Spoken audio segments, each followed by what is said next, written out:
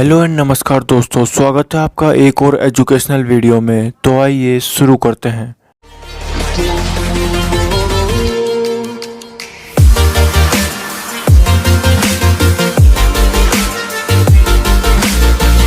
दोस्तों, हम बात करेंगे भारत और अफगानिस्तान के रिलेशन के बारे में और भारत को तालिबान से क्या खतरा है इसके बारे में भी जानेंगे। भारत व अफगानिस्तान के बीच बहुत ही हिस्टोरिकल व कल्चरल रिलेशन रहे हैं। भारत अफगान रिश्तों की कहानी सिंधु घाटी सभ्यता इंडस वैली सिविलाइजेशन से शुरू होती है। मौर्य समाज ने यहाँ बौद्ध धर्म स्थापित किया था, पर फिर 7th सेंचुरी में अफगानिस्तान में इस्लाम की एंट्री हुई और तब से लेकर आज तक अफगानिस्तान में शांति शब्द ही खत्म हो गया है। 7th सेंचुरी के बाद से न जाने कितने इस्लामिक इन्वेंटर्स ने कब्जा किया, फिर उसके बाद अंग्रेज़ों ने अपना गुलाम बना लिया। जब अंग्रेज़ों से आज़ादी मिली उसके कुछ साल बाद अफगानिस्तान में सिविल वॉर स्टार्ट हो गई। जैसे ही कुछ साल सही बीते फिर सोवियत के साथ लड़ाई स्टार्ट हो गई। के जाने के बाद अफगानिस्तान में फिर से सिविल वॉर स्टार्ट हो गई। फिर तालिबान पावर में आ गए। अफगानिस्तान आतंकवादियों का घर बन गया था। फिर 2001 में यूएस अफगानिस्तान में घुस गया। फिर 20 सालों के बाद अब उन्होंने अपनी सेना को हटा लिया है, तो अब फिर से तालिबान का राज आ गया है। अब लोग यूएसए से पूछ रहे हैं कि आखिरकार उन्होंने 20 सालों में क्या किया था। भारत व अफगानिस्तान के बीच दोस्ती की शुरुआत होती है साल 1950 में, जब 1950 में भारत व अफगानिस्तान ने 5 साल की ट्रेटी ऑफ फ्रेंडशिप पर साइन किया, जिससे दोनों देशों के बीच शांति बनी रहे। इस ट्रेटी के साथ दोनों देशों के बीच पॉलिटिकल रिलेशन की। फिर उसके बाद 1973 में भारत ने रिपब्लिक ऑफ अफगानिस्तान को रिकॉग्नाइज किया। भारत के फॉरेन मिनिस्टर स्वर्ण सिंह अफगानिस्तान गए। 1974 में दोनों देशों ने ट्रेड प्रोटोकॉल पर साइन किया। 1975 में अफगानिस्तान के प्रेसिडेंट मोहम्मद दाऊद खान भारत आए। 1975 तक दोनों देशों के रिलेशन काफ़ी अच्छे हो गए थे। फिर इसके बाद 1979 से 80 में सोवियत अफगान वॉर शुरू हो गई। तब उस समय भारत साउथ एशिया में एकमात्र ऐसा देश था जिसने Soviet backed democratic Republic of Afghanistan को रिकॉग्नाइज किया।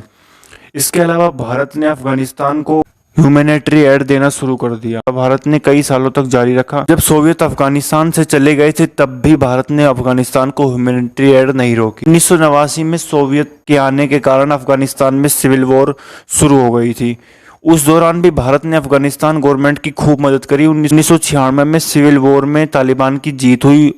फिर तालिबान ने अफगानिस्तान पर शरिया लॉ लगा दिया और अफगानिस्तान आतंकवादियों का फिर से घर बन गया। 1956 में सिर्फ 3 देश सऊदी अरेबिया, यूएई और पाकिस्तान ने तालिबान को रिकॉग्नाइज किया था। भारत ने तालिबान को मान्यता नहीं दी थी और उसने अफगानिस्तान के 2/3 हिस्से पर कब्जा कर लिया। तालिबान के पावर में आने से भारत व अफगानिस्तान के बीच रिलेशन फिर से खराब हो गए। 1999 में भारत के प्लेन IC-814 को हाईजैक कर लिया गया और उसे अफगानिस्तान के कांधार में ले जाया गया। अपने लोगों को बचाने के कारण भारत सरकार को ग्लोबल टेररिस्ट मसूद अजहर को छोड़ना पड़ गया। उसके बाद भारत 1999 में एंटी तालिबान नॉर्दर्न अलायंस का सपोर्टर बन गया। फिर उसके बाद 9/11 हुआ। ओसामा बिन लादेन को पकड़ने के लिए अमेरिका ने अफगानिस्तान में वॉर टेरर की लड़ाई शुरू कर दी। 2001 में यूएस ने तालिबान को अफगानिस्तान की सत्ता से बाहर किया और एक डेमोक्रेटिक गवर्नमेंट इस्टेब्लिश की। अफगानिस्तान में डेमोक्रेटिक गवर्नमेंट आने से दोबारा भारत और अफगानिस्तान के रिलेशन अच्छे होने लगे। 2005 में भारत ने सार्क समिट में प्रपोजल रख दिया कि अफगानिस्तान को भी सार्क ग्रुप का मेंबर बनाया जाए और 2007 में अफगानिस्तान को सार्क ग्रुप का मेंबर भी बना दिया गया। इसके अलावा भारत ने अफगानिस्तान में स्कूल्स, यूनिवर्सिटी बनाई, पार्लियामेंट बनाई ताकि वो सरकार चला, हॉस्पिटल्स, रोड, हाईवे बनाए ताकि ट्रेड करने में आसानी हो। अफगानिस्तान के बच्चों को स्कॉलरशिप दी जिससे वो भारत में आकर पढ़ सकें। लगभग 16,000 से ज़्यादा अफगानी स्टूडेंट्स भारत में पढ़ते हैं। तो भारत ने पिछले 20 सालों में अफगानिस्तान से 3 से 4 बिलियन डॉलर इन्वेस्ट किए हैं, वो भी बिना रिटर्न की उम्मीद किए। भारत ने अब तक 750 मिलियन डॉलर से ज़्यादा की ह्यूमैनिटरी एड भी दी है। 2011 में भारत ने अफगानिस्तान को 2.5 लाख का गेहूं भी दिया और उसी समय भारत व अफगानिस्तान के बीच मिलिट्री कॉरपोरेशन को लेकर एग्रीमेंट भी साइन हुआ। 2015 में जब नरेंद्र मोदी ने अफगानिस्तान का दौरा किया तो उस दौरान भारत ने 4 Mi-24 फाइटर हेलीकॉप्टर अफगानिस्तान को फ्री में दिया था। भारत ने अफगानिस्तान के लिए 90 मिलियन की लागत से अफगानिस्तान पार्लियामेंट बनाया। 290 मिलियन डॉलर की लागत से सलमा डैम बनाया, जिसे अफगान इंडिया फ्रेंडशिप डैम भी कहा जाता है। अफगानिस्तान की गवर्नमेंट ने भारत के प्रधानमंत्री नरेंद्र मोदी जी को अफगानिस्तान का highest civilian honour award the Amir Ahmadullah Khan award भी दिया। इसी बीच कई बार अफगानिस्तान में भारतीय दूतावास पर हमले भी हुए। इसके बावजूद भारत और अफगानिस्तान के रिलेशन खराब नहीं हुए। तो भारत ने पिछले 20 सालों में अफगानिस्तान के डेवलपमेंट के लिए काफ़ी काम किए और यह बात अफगानिस्तान के लोगों को भी पता है। इसलिए अफगानिस्तान के लोग भारत को एक सच्चा मित्र मानते हैं। पर अब दोबारा से अफगानिस्तान पर तालिबान का कब्जा हो चुका है। अफगानिस्तान की आर्मी ने सरेंडर कर दिया है और अमेरिका की सेना भी पूरी तरह से अफगान छोड़ के जा चुकी है और अफगान के राष्ट्रपति अशरफ गनी भी देश छोड़ के भाग गए हैं और उन्होंने अफगानिस्तान का नाम और फ्लैग तक चेंज कर दिया है। तालिबान के दोबारा से पावर में आ जाने से वहाँ के लोग वहाँ से अपने देश को छोड़कर जाने को तैयार हो गए हैं, जैसा कि वीडियो में आप देख सकते हैं। इससे पता चलता है कि लोग तालिबान को बिल्कुल नहीं चाहते। तालिबान ने कई बार कहा है कि वो भारत के साथ अच्छे रिलेशन रखना चाहते हैं। भारत ने जो डैम्स, स्कूल, यूनिवर्सिटीज़, रोड बनाए हैं उन्हें वे नुकसान नहीं पहुंचाएगा, पर भारत तालिबान पर बिल्कुल भरोसा नहीं करता। वो इसलिए क्योंकि भारत तालिबान के बीच कभी कोई रिलेशन बने ही नहीं है। तालिबान को लेकर भारत की एक ही पॉलिसी रही है कि वहाँ पर डेमोक्रेसी बनी रहे, डेवलपमेंट हो, टेररिज्म खत्म हो।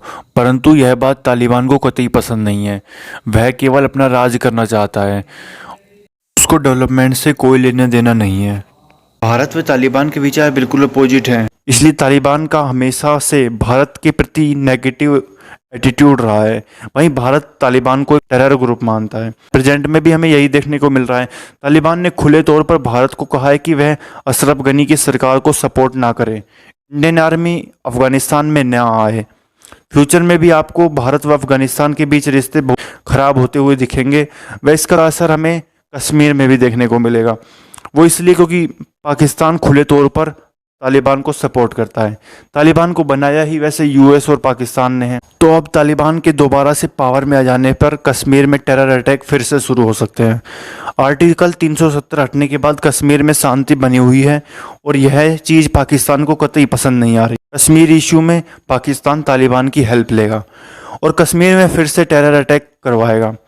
वो इसलिए क्योंकि इमरान खान के पास अब कुछ करने को बचा नहीं है। उनके टेनवर में कश्मीर में आर्टिकल 370 हट गया, इमरान खान कुछ नहीं कर पाए। और पाकिस्तान के आर्थिक हालात को तो सब जानते ही हैं, बहुत ही ख़राब हो चुके हैं। तो अपनी कमियों को छुपाने के लिए वो तालिबान की मदद ज़रूर लेगा, क्योंकि पाकिस्तान में इलेक्शन नज़दीक आ रहे हैं और इलेक्शन में कश्मीर मुद्दा नहीं उठे यह हो नहीं सकता। पर इमरान खान यह भूल चुके हैं कि पाकिस्तान में भी एक तालिबान है, तीरा के तालिबान। उसकी भी यही सेम डिमांड है कि जो तालिबान की अफगानिस्तान में है। वो भी अफगानिस्तान में सरिया लो लगाना चाहती है। तो ऐसा ना हो कहीं पड़ोसी का घर जलाते जलाते इमरान खान अपना घर जला बैठे, क्योंकि पाकिस्तान खुद कहता है कि जो मुजाहिदीन उसने ट्रेन किए थे उन लोगों ने भी पाकिस्तान में कई बार टेरर अटैक किए हैं। और वैसे भी तालिबान किसी का सगा तो है नहीं, चाहे इतिहास उठा के देख लो। वैसे दुख इस बात का नहीं है कि दूसरे कंट्रीज तालिबान को सपोर्ट क्यों कर रहे हैं, परंतु दुख इस बात का है कि भारत में भी बहुत से लोग तालिबान का समर्थन कर रहे हैं। खैर, वैसे हम उनका कर भी क्या सकते हैं। रही बात भारत की, तो तालिबान के लिए केवल ये दो ही काफ़ी हैं, क्योंकि यह पुराने वाला भारत नहीं है, यह नया भारत है। यह बदला लेना भी जानता है और सुरक्षा करना भी जानता है। जय हिंद दोस्तों, फिर मिलेंगे आपसे एक और एजुकेशनल वीडियो के साथ। चाहते हुए वीडियो को लाइक और चैनल को सब्सक्राइब करना मत भूलना। अच्छी बात बोली, आपको अच्छी लगी तो ऐसे थोड़ा मार दीजिए हाथ, आप थोड़ा सा मार दीजिए।